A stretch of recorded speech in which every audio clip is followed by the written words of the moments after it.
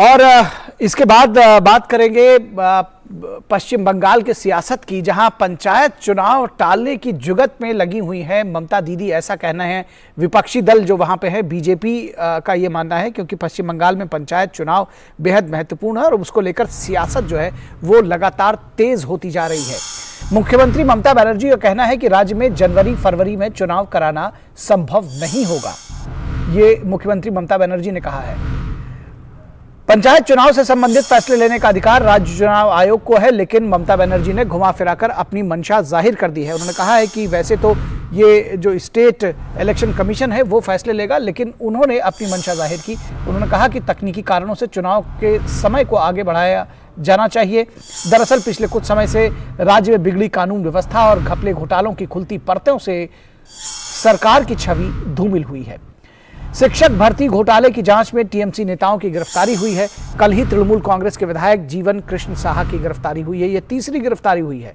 अब तक वरिष्ठ मंत्री पार्थ चैटर्जी समेत 3 टीएमसी विधायकों की इस मामले में गिरफ्तारी हो चुकी है। तो एक के बाद एक एक्सपोजर जो है वो टीएमसी नेताओं का हो रहा है जनता के सामने। पार्थ चैटर्जी की करीबी अर्पिता मुखर्जी के आवास से लगभग 50 करोड़ रुपए की नकदी बरामद हुई थी, जिससे राज्य सरकार की साख पर बड़ा बट्टा लगा था। ऐसे समय में पंचायत चुनाव करवाने से तृणमूल कांग्रेस को भारी नुकसान हो सकता है, ये ममता बनर्जी और उनके सलाहकार उन्हें बता रहे हैं। पश्चिम बंगाल में सियासी दलों की पंचायतों पर कब्जा करने की पुरानी रणनीति रही है। वाम दलों की तर्ज पर टीएमसी भी पंचायतों पर हर हाल में काबिज होना चाहती है। कब्जे की ये होड़ इन चुनावों में हिंसा की प्रमुख वजह बनती है।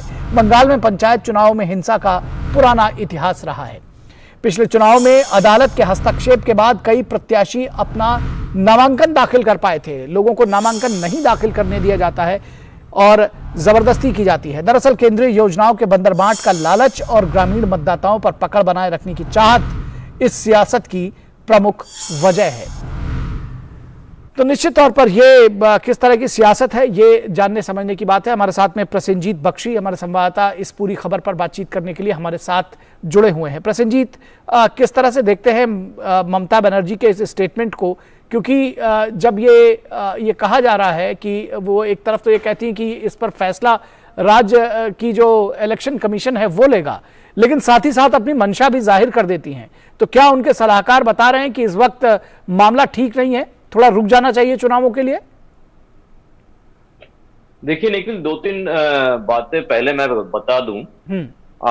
कल शुभेंदु अधिकारी, लीडर ऑफ अपोजिशन बीजेपी की तरफ से, उन्होंने एक ट्वीट किए थे जिसमें उन्होंने बताया कि एक फोटो दिखाकर, एक बस की नंबर की फोटो दिखाकर उन्होंने ट्वीट किए थे कि परसों रात को 12:15 से 1:15 बजे तक कालीघाट में, जहां पे ममता की आवास है, उसके आसपास कोलकाता पुलिस की निगरानी में एक इसी बस से कुछ डॉक्यूमेंट्स किसी जगह पर लेके गया है और कोलकाता पुलिस पूरी तरह से एस्कॉर्ट करके, और उस समय उस 1 घंटा कालीघाट के आसपास में रास्ता पूरा बंद कर दिया गया था। ये एक ट्वीट है जी। दूसरी आज सुबह की घटना है कि कोलकाता से करीब 40 किलोमीटर दूर भांगोड़ बोल के एक जगह है, वहां पे खुले मैदान में कुछ कागजात, कुछ मतलब ढेर सारे कागजात जलाने की खबर सीबीआई के पास आया। सीबीआई पहुंची वहां पे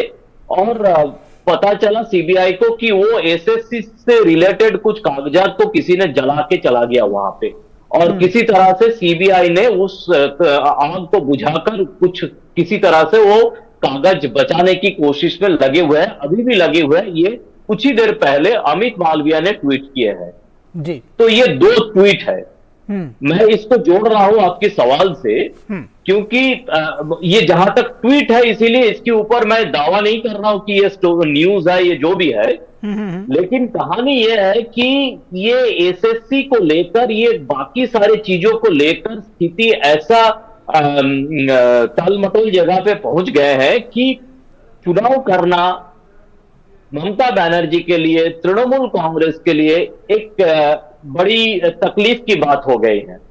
और अब आपकी इस रिपोर्ट की आधार पे मैं बता रहा हूं कि ये सही है कि ये पंचायत की चुनाव या नगर निगम की चुनाव ये प्रदेश जो चुनाव आयोग है उनकी तरफ से किया जाएगा, लेकिन वाम मोर्चे की समाप्ति, ये जो वाम मोर्चा अभी आजकल अपने आप को सादगी साबित करने में लगे रहते हैं, ये वाम मोर्चे की समाप्ति यहाँ पे स्टेट इलेक्शन कमीशन का कानून इस तरह से बनाया गया है कि स्टेट इलेक्शन कमीशन पूरी तरह से नाकाम एक इंस्टीट्यूशन बन चुके हैं और सारे की सारे फैसला प्रदेश सरकार की तरफ से लिया जाता है, ये वाम मोर्चे की समय से। तो ये डेट भी स्टेट इलेक्शन कमीशन ठीक नहीं कर पाएंगे। स्टेट इलेक्शन कमीशन के पास केंद्र प्रदेश सरकार से एक डेट का सजेशन दिया जाएगा, उसी के आधार पर फिर बाद में डिसाइड किया जाएगा। तो आप जिसको कह रहे हैं कि अंदाजा दे दिया, इशारा कर दिया ममता बनर्जी, बेसिकली वही सिद्धांत है। जब प्रदेश सरकार चाहेगी तभी पंचायत चुनाव हो पाएगा, नहीं तो नहीं हो पाएगा। इसी तरह से आपको याद होगा बंगाल की करीब 100 के आसपास नगर निगम में 2 साल तक चुनाव नहीं हो पाया था क्योंकि प्रदेश सरकार ने ही चाहा। तो इसी तरह से पंचायत में अभी क्या हो गया कि आपको पता है कि हम लोग कई दिनों से स्टोरी कर रहे हैं एसएससी को लेकर, कई दिनों से स्टोरी कर रहा है कि आवास योजना को लेकर, मिड डे मील को लेकर। तो ऐसी स्थिति पे ममता बनर्जी के लिए चुनाव कराना मुश्किल है, इसीलिए वो प्रदेश स्टेट इलेक्शन कमीशन की कंधे पर बंदूक रख के अपना फैसला सुना दिया कल की प्रेस कॉन्फ्रेंस में। कहानी यही है। अब इसके लिए मुश्किल इसी बात की है कि अब जिस तरह से कानून बना के रखा है इसमें आप चैलेंज भी नहीं कर सकते और अब चुनाव घोषणा भी स्टेट इलेक्शन कमीशन नहीं कर सकता।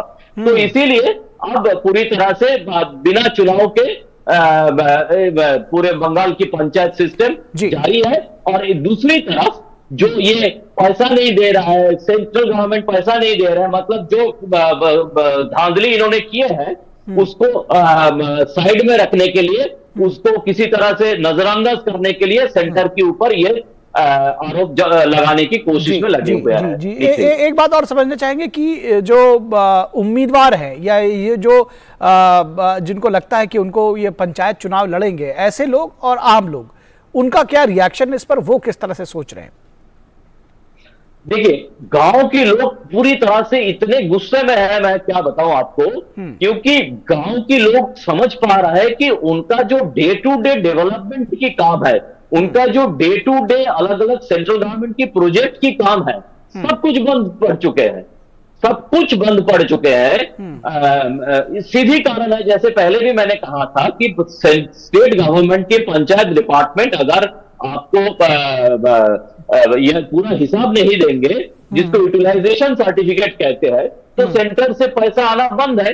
सेंटर से पैसा आना बंद है मतलब पंचायत की प्रोजेक्ट बंद है। तो गांव के लोग पूरे देश में इसी तरह से पंचायत के प्रोजेक्ट के ऊपर अपना जिंदगी बिताते हैं, अगर वो बंद हो जाते हैं तो उनके लिए मुश्किल है।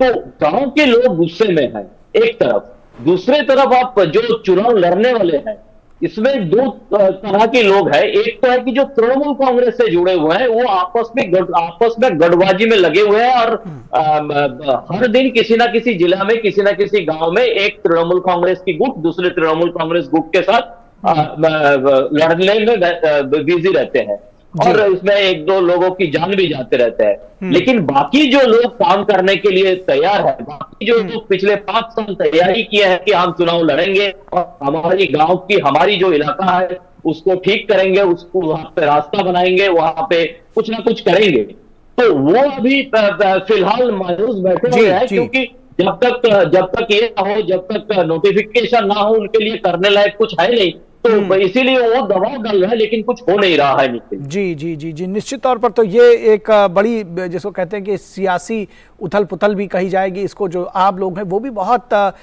करीब से, जिसको कहते हैं कि दम साध के जनता इसको देख रही है। ये जो सारा राजनीतिक ड्रामा अगर इसको कहा जाए, वो भी बहुत, क्योंकि अंत में जवाब जो है वो जनता को ही देना है। बहुत शुक्रिया इस तमाम बातचीत और जानकारी के लिए, हमारे साथ जुड़ने के लिए प्रसेनजीत बख्शी। और यहाँ रुकेंगे एक छोटे से ब्रेक के लिए, और ब्रेक के बाद जब वापस लौटेंगे तो बात करेंगे